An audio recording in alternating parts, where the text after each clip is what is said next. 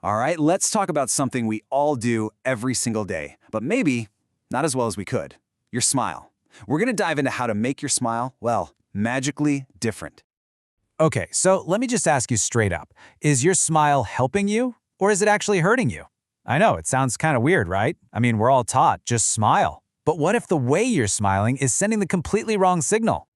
You know, for years, all the experts, guys like Dale Carnegie, have been telling us to just smile, smile, smile. But what our source material gets into is that, well, in today's world, especially in high-stakes situations, that old-fashioned instant grin, it just doesn't carry the same weight. It can even feel, a little cheap, a little fake. So, to really get what we're talking about, let's dive into this story. It's like a tale of two smiles, really. It's about a woman named Missy who is about to take over her family's whole business. And yeah, that's a ton of pressure.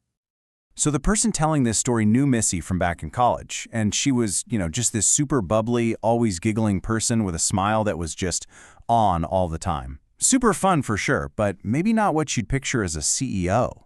And then, bam, at this really important business dinner, Melissa shows up. Same person, totally different vibe.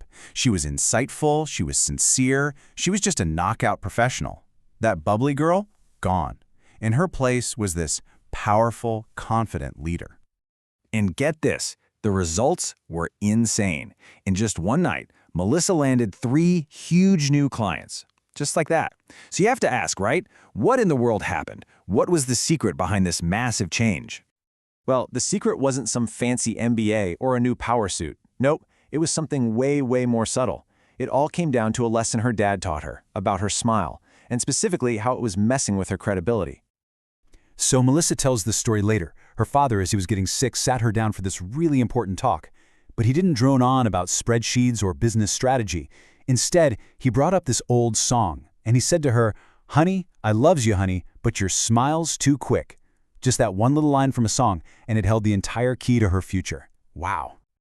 Okay, so the psychology here is actually pretty fascinating. Think about it. When you get an instant smile, it can feel automatic, right? Like, oh, they just do that for everyone. It's not special. But when a smile is delayed, even for just a split second, it feels so much more sincere. It feels like you earned it, like that smile was made just for you in that moment. And here's the thing, this wasn't just some random piece of fatherly advice. He had backup.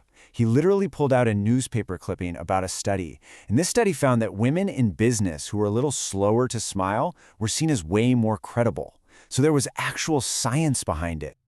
All right, so we've got the story, we've got the science behind it, that's great. But the big question is, how do you actually do this? Let's break down the actual technique, the one Melissa mastered. The source material has a great name for it, the flooding smile. I mean, just the name itself is perfect, right? A flooding smile. It's not a quick flash of light. It's a slow, warm flood. Just picture it, that warmth slowly spreading over your face, making the other person feel like they're just being wrapped up in this wave of genuine warmth. Yeah, the source talks about it as creating a whole experience for someone. The idea is that the smile should literally overflow into your eyes and engulf the person you're talking to. That's such a powerful image, isn't it? And that's the whole point. It's about creating a really powerful, genuine connection. So how do you actually master this thing? It's really just 3 simple steps. Step 1, pause and look. When you meet someone, resist that urge to flash an immediate smile. Just pause. Step 2, soak it in. Actually look at the person's face for a second. Take them in. And then, step 3, let it flood. Let that big, warm smile slowly spread across your face and light up your eyes. It's that simple. Pause, soak, and then flood. And that's the whole secret, really. That tiny little delay, that's everything.